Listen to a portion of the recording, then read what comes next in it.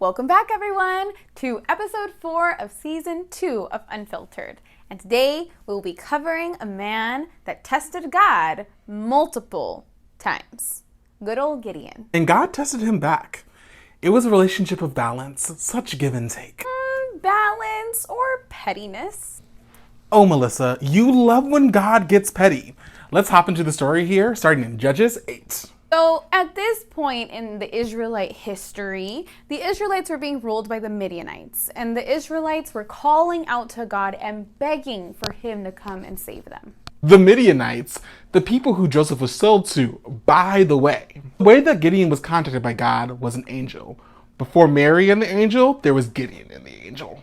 And literally straight from the get-go, Gideon starts to question God and the angel. Because the angel tells him, "Don't worry, Gideon, God is with you." And Gideon's like, "Really? Because where has he been? We've been suffering this whole time." The Lord, low-key ignoring Gideon's question, is like, "I choose you." This is where I first pause in this story.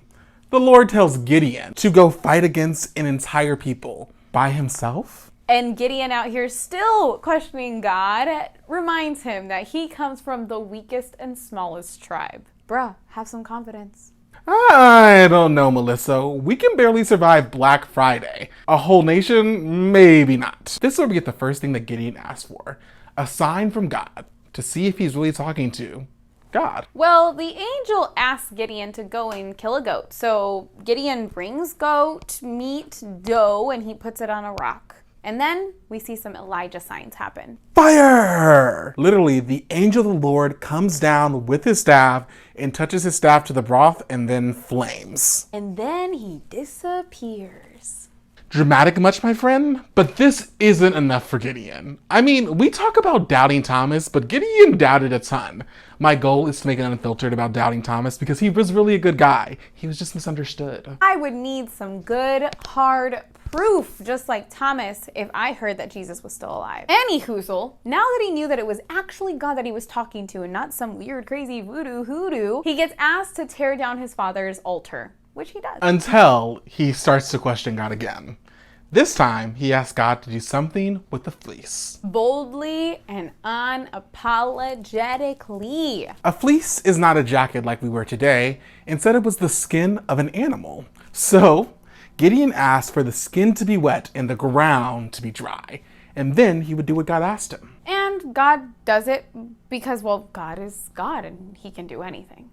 And the fleece was so wet that he could wring it out and it filled up a bowl of water. But Gideon needs more. And at this point, he knows that he is testing God. Because in my version of the Bible, it literally says that Gideon told God, "Please do not let your anger burn against me." Yep, he is asking God for the opposite. Because sometimes rain can fall in one place and not the other. I mean, I've been on sidewalks where it's raining on one side and not the other. I feel like it's really fair. God is pulling a big ask here. And Gideon wanted to just be super sure if he was going to be putting his life at risk like that. And God grants his request because it is super fair. We'll get to this later, but it is okay to question God and ask questions of him. We are only human. My mom always says, "Throw the fleece like Gideon, mija." Anytime that I'm about to make any kind of decision in my life. Hi, Mom! And don't be afraid to ask God for very specific signs. Again, no one is saying doubt like Thomas. Justice for Thomas. Ugh, poor Thomas. Dude has a bad rep forever now. So, Gideon goes to battle, but it's not without its challenges. Gideon had half his army cut, and then half his army cut again. And God does this by testing how people drink water. Talk about brutal cuts, man. He also dwindled down to the varsity team by asking who was too scared, and people took the out. But Gideon ends up winning at the end of the day. With trumpets. No, seriously, like with actual trumpets. It gives new meaning to what we could have done with marching band. Yep. Literally, trumpets and jars. These guys took jars, smashed them, blew the trumpets to confuse their enemy, and that's how they won. Literally one of my favorite battles in the Bible. We would go into detail, but we're trying to keep our videos shorter this time around. We really expected y'all to watch 20-minute videos, and for that, we apologize. So, because of that, long story short, the Midianites did get super confused, and they actually started to kill each other, and that's how the Israelites won the battle. This is a pretty fantastic story. My favorite part about it is it reminds us that our relationship with God is actually a relationship.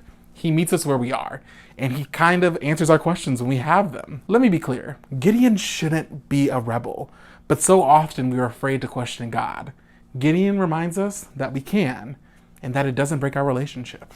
I would 100% agree with what Jaren just said. And for the record, I think that we should normalize asking questions, because if we're not asking questions, then we're just blindly accepting things and not questioning, well, anything.